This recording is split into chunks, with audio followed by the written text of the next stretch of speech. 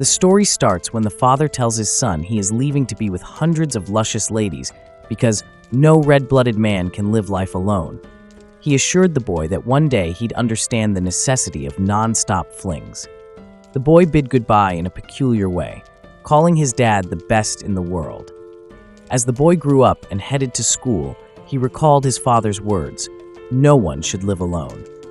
As Akagami passed by the gym class, he saw how his girl-crazy friends were ogling the attractive girls, so he hid his blushing face behind an upside-down magazine in an attempt not to give in to temptation. His persistent friends begged the disciplined boy to join their hormonal antics, but noble Akagami walked right by them. His friends called him a bore and asked if he would join their wild group date, while the boy loudly declared to himself that there was no room for women in his life. He went to his job, where he had worked an insane number of overtime hours. His boss thanked him for doubling his shift without even having been asked. The boss was dumbfounded by this hard-working boy, slaving away at these hours when his friends were probably just thinking about dates. Akagami declared that he would be single for his entire life. His boss laughed, saying even his womanizing father had some dates at his age. He fumed at being compared to that good-for-nothing philanderer. When he left work, wandering the streets at night, he remembered the dramatic opening scene when his father preposterously abandoned him. He told himself how he wished he could tell his 5-year-old self that the old man wasn't nearly as flawless as he had thought, but rather a major degenerate. He had been through an amount of humiliation because of that old man. No wild group dates or anything. He would avoid any skirt chasing and focus on his career. Just then, a speedily soaring basket of rice went zooming by, crashing him against the wall. It belonged to a cute girl who asked if he was all right. Akagami gawked at her, barely able to choke out a few incomprehensible sounds that vaguely resembled a language. She apologized because her clumsily unstable cart spilled all over. She was about to call an ambulance, but he immediately sprang back onto his feet. After the minx apologized and sashayed away, Akagami kicked himself for not getting her number. He got home and couldn't stop thinking about the angelically beautiful girl and kept wondering why he hadn't asked for her number or something. What a fool he had been. She was so cute. In gym class, his friends spotted him. To their absolute astonishment, he says he'll join their wild group date this time. There was no way he was going to work. He goes with his friends to get crazy hammered. They have an uproariously fun time singing off-key karaoke together. After chugging 2 drinks in rapid succession, Akagami remembers the angelically gorgeous girl and loudly proclaims it was earth-shatteringly love at first sight. But then he gets fired from his job. He's close to failing all his classes too. He wonders if he's cursed by the devil himself. His friends call to invite him to yet another wild group date, and throwing all caution recklessly to the wind, he accepts. Akagami smashes his phone. He can't give in to sweet temptation. There's only one option left. He decides to renounce modern life entirely to become a monk. He tells the school secretary that he is dropping out immediately. His uncle, who is also a monk, agrees with this brilliant idea. He arrives at the monastery, announcing with great bravado that he will join his uncle in monk life to stay as far away from women as humanly possible and resist the sinister path he was on. He rings the doorbell. The same beauty from before answers. She sweetly asks how she can help him, and he slams the door. It's the same girl he has fallen madly in love with. The girl flings open the door with such force that it sends Akagami flying backward. He wonders why a woman is there, believing no females were allowed at the monastery. Perhaps she's a mirage brought on by his desperate desires. The minx stumbles into a compromising position, limbs outstretched. "Sorry, I was changing clothes for a TikTok dance video." Introducing herself as Yuzuki, she thanks him for coming. Akagami bolts off, crashing into a tree. "Don't look." He grabs Yuzuki's arm, blurting out that he loves her and wants to marry her. They sit down for tea, which is delicious. Akagami asks what's going on. He expected a grumpy monk at the monastery entrance. Yuzuki explains the head priestess is away and will return tomorrow. He realizes his uncle gave him the wrong admission date. Still, why is Yuzuki here? He wonders if this is some sort of exam, with a woman placed there on purpose just to gauge his reactions and test his youthful, desperate desires for any worldly pleasure. Maybe it's a reality TV show in an episode of Monks and Temptations, The Zany Chronicles. Worried he already declared his love, Akagami rushes to the bathroom, claiming worldly desires are taking hold. "It's on the left," Yuzuki calls out. In the courtyard, Akagami finds a kitten fallen into a well. Jumping in to rescue it, he succeeds, but ends up stuck himself. Yuzuki calls Kiki, the head priestess, and tells her that the guy they were trying to set her up with arrived early, and bam! He proposed marriage right away. Kiki is surprised. She has no idea what the heck Yuzuki is talking about. So, who the heck is this mysterious man? Tsukuyo, a blonde girl, popped up and told Yuzuki she wanted to spy on her arranged date that day. Then, a disheveled Akagami emerges from the well like a zombie. Thinking he's a ghost, Tsukuyo faints dead away. As the terrified girls flee, Akagami tries explaining he's no spirit. He trips over Tsukuyo. "Begone, poltergeist. I'm just an innocent mortal, not a demon." Too late. Yuzuki's spinning kick sends him crashing again. The girls took off running, with Akagami crashing after them. Kurage was in the hallway when the girls warned her to flee too. 2 more girls emerged from their rooms to see what the ruckus was about. Akagami tripped into them, landing smack on top of the blonde. "What's this creep doing here?" Her friend giggled. "How amusing." The other girls wondered why the ghost stopped chasing them to harass these bombshells instead.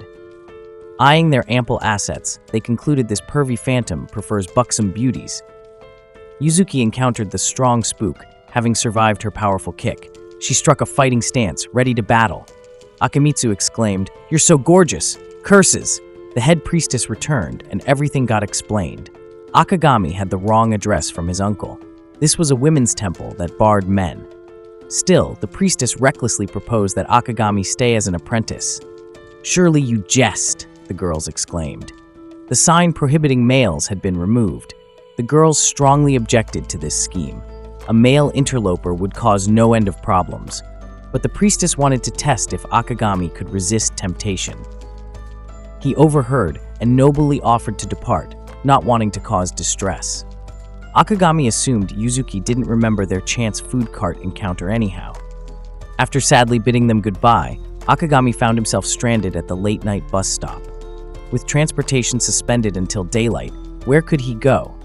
But soft-hearted Yuzuki chased after him. She cordially invited him back while apologizing for the earlier misunderstandings. Introducing himself formally as Akamitsu Akagami, she suddenly remembered where she knew Akagami's name from. His father had borrowed 20 million yen from this temple and never repaid the debt. The girls were flabbergasted that this young man was the deadbeat debtor's son. Penniless, Akagami had no means of recompensing them currently. Thus, the girls proposed that Akagami pay with his body as reparations. Seeing their gazes, he panicked. "Not like that," they laughed. "He would work off the debt through labor." Yuzuki quickly explained that he was referring to Akagami working for them to pay off his father's monumental, towering debt, and not whatever perverted, impure thoughts were swirling in their minds. Tsukuyo labeled her an utterly depraved deviant, but Yuzuki displayed her volcanic anger by shattering a boulder into smithereens, convincing them that she had simply misspoken. They then kindly offered Akagami a grand tour of the humble temple, and he was absolutely euphoric. Yuzuki promptly hustled him over to their main statue, which is usually stone, but theirs had tape on it and was cardboard. Yuzu was a tad embarrassed and explained they were strapped for cash for something nicer, while Akagami vowed to repay every last cent his old man had pilfered from them. Hearing this cheered Yuzuki right up, so she asked him to call her Yuzu, since they were getting chummy. The other gals noticed they were hitting it off, and Tsukuyo decided they should strategize on how to give Akagami the boot. Kiki proposed they try to seduce him, and the one with the most bodacious body should take point. They all agreed Tsukuyo was the prime choice given her noticeable assets, and with a push from the ladies, she reluctantly accepted this mission. The next day, he awoke eager to tidy up the whole grounds and cook up a storm, but a provocative Yuzu appeared, batting her eyes and wishing him good morning. Akagami promptly fell to his knees to repent for his impure thoughts. Noticing his wandering eye, Tsukuyo came prepared when she brought him food, accentuating her assets. After getting a taste of Akagami's killer cooking, she finally got what a real meal's supposed to be like. 'Cause let's face it, none of the gals had a clue in the kitchen. When Akagami turned around, he spotted something that grabbed his attention, and Tsukuyo asked him to accompany her. Supposedly, it was just to give him new monk duds for summer, but really it was so he would freeze his toes off. However, Akagami was over the moon, thinking she was digging his vibe, so when she asked him to clean up, he jumped right on it, leaving the place looking all neat and tidy. Finally, she asked him to do inventory on the computer, which was tricky business, but he breezed through it with ease. Unable to give him the old heave-ho, she ended up skedaddling. Later, since they didn't have a legit waterfall, Kuyo was hosing Akagami down with high-pressure water to try and make him quit and scram. But then Yuzu popped up, asking what in tarnation they were up to, and this gave Akagami a huge boost, making him think he'd hit enlightenment or something, because suddenly he wasn't feeling pooped anymore. Eventually, the water ran dry, and seeing no other option but direct temptation, Tsukuyo waited for Akagami to exit the bathroom and knelt down to ambush him. Akagami hastily retreated back into the shower. Though she seemed quite serious in her come-ons, Tsukuyo actually felt mortified being the one acting like a stalker. But she tried once more anyway, only to be overcome by humiliation and end up walking haphazardly. Akagami jumps by instinct to catch her tumbling figure, but since this is an anime, he faceplants right onto her, and a conveniently placed box makes their lips lock. Yes, what serendipity. And of course, Yuzu struts in at that moment to see them smooching. Though she looked peeved, Yuzu just asked Akagami to scram from the bathroom. Tsukuyo had succeeded in expelling Akagami, but oddly didn't feel swell about it, so she went to chat with Yuzu. However, Yuzu gave her the cold shoulder, and when Tsukuyo finally barged into her room, she noticed Yuzu was quite flustered for some reason. Yuzu fessed up that whenever she saw Tsukuyo's face, she pictured that kissy scene and remembered one particular part of Akagami's body. Tsukuyo just called her a pervert, and Yuzu fired back, saying she was the bigger pervert for trying to seduce him and spreading the plan to everyone. Yuzu then explained she didn't know why she had initially let Akagami into the women-only monastery, but she thought it was what her mother would have done. Tsukuyo agreed it was probably true and added that they could see Akagami needed help, which was another reason to invite him back that day. Tsukuyo realized he had genuinely tried to help her, and they had treated him unfairly. However, Kiki mentioned he had already left a while ago after they rudely told him to go. Akagami went to the police station to confess, but was dismissed. Returning home, he found his belongings thrown out and ended up living under a bridge, reminiscing about the lovely woman at the temple, although he scolded himself for having impure thoughts. Suddenly, Yuzu showed up and explained that when she told him to split earlier, she meant just to leave the bathroom. She didn't mean for him to leave the whole temple. Akagami admitted to being 21, while she revealed she was 17. She insisted he act like an adult and mentioned no one should be alone. Tsukuyo says sorry for crashing the bathroom party, then marches up to him, demanding a kiss fee. After all, it was her first ever lip smack, and she insists there's a hefty price for that. As they trek back to the temple, Akagami begs to be let in again. Mia wonders what the heck he's doing with them again, but Tsukuyo says no biggie, he can hang around a little longer. Mia passes out when she sees two of her sisters have fallen under Akagami's spell. Little Kurage welcomes Akagami, mentioning how her sister used to be way dumber before, and Tsukuyo tells her to zip it. Akagami says she shouldn't talk that way about her sis. Yuzuki just has some air between the ears, is all. But Tsukuyo says he's just making it worse and goes to take a bath. As Akagami starts prepping to cook, Kurage asks if she can help out. Already in the kitchen, Akagami can't stop gabbing about Yuzuki, saying she's not that dumb and useless. She's a good egg, but Kurage sticks to it that he only says so because he doesn't know her.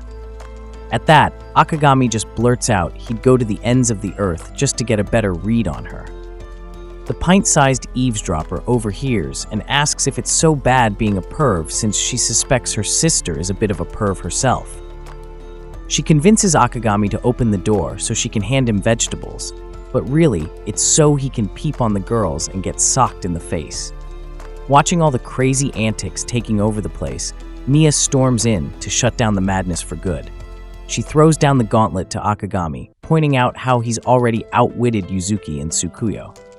The deal is simple. If he wins, he can hang out a bit longer, but if she wins, well, it's curtains for his manhood.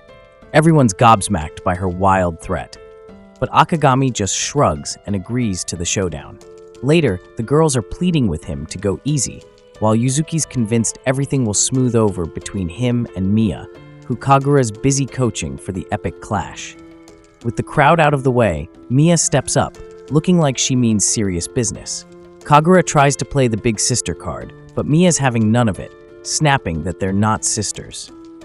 Akagami, trying to diffuse the tension, suggests they ditch the duel since it's all a bit much, especially with Mia still steaming about their clumsy tumble.